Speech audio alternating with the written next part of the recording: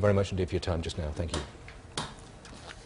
Well, during the protest there has been disruption to internet and mobile phone services. Indeed, internet traffic has fallen dramatically, as this graph from Arbor Network shows. Arbor is a network security and traffic management company. You can see at the end of the graph there the internet traffic increasing and then suddenly very dramatically dropping right off. Well, Jeff Hughes is strategist for SynCaps, which builds and monitors social media platforms. He joins us from our central London studio now. A very good afternoon to you. Thank you very much. Can you sort of explain to us exactly how this happens? Are governments able to just flick a switch and turn the internet off? Well, it's actually not as easy as that. A lot of the traffic will go through different big base stations around the border of the country and in the centre of big cities. And all of these base stations have big power supplies. So, as in battery supplies. So that means that you can't just go around and shut down the power of that area and just expect the internet to go down.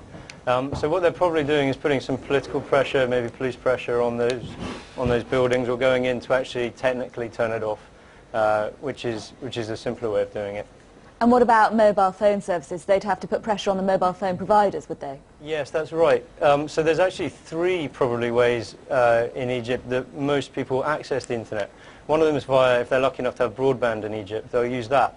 But other people will be directly dialing up on a phone line, and others still, of course, will be using their mobile phones. When we look back at what happened in Iran with the revolution a couple of years ago, you saw that people were using their phones, but they had a great fear of being caught by the authorities. I think here it's interesting. I've heard reports of people hiding from police to call in to agencies that are then retweeting their stories with updates. So it does sound, I've seen other reports of there are mobile phones that are still working. So I've got reports of sometimes MobileNet's working, sometimes Etisalat is working, sometimes Vodafone is working. So I'm not sure if they're shutting down very slowly in different areas around the country using maybe that political pressure, or how that's actually working. It's very difficult to guess that. But certainly we are seeing a lot more pictures from Egypt than we were from Iran, where you had a lot more grainy content on YouTube than you did actual news agencies reporting. And although we've seen from the graph we've just shown a dramatic drop-off in internet usage due to the fact that services are being disrupted, some people, as you say, are still able to continue tweeting. How do you overcome this? If you are very technologically minded, are there ways that, despite the government's actions, you can still get online? Yeah, so if you're, I mean, probably the least accessible way is a satellite phone, so a lot of journalists are using satellite phones. But if you're kind of on the ground, as long as your landline is still working, you can use what we would refer to as old-fashioned technology to dial up. And you could dial across to, say, Sudan or Libya, or, to be honest, any country internationally you wanted to.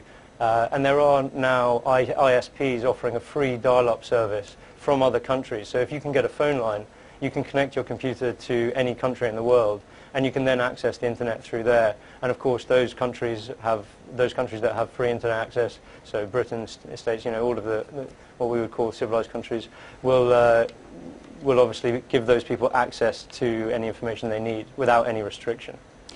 And what do you think what we've seen today, what we're seeing on the streets of Egypt today, tells us about the importance of social networking sites today? Well, we've seen a lot of news about protests being organised on social networks. I think your last guest spoke about the fact it was a holiday today, and I've even seen some humour coming from inside Egypt of people saying, government has shut down Facebook, Twitter, what do you expect the young people to do? They've got nothing to do, they're going to go out and protest.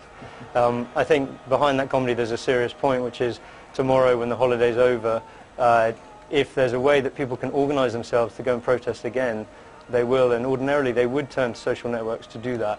I think these things normally people can overcome in clever ways. I think we'll learn a lot from how they do it this time.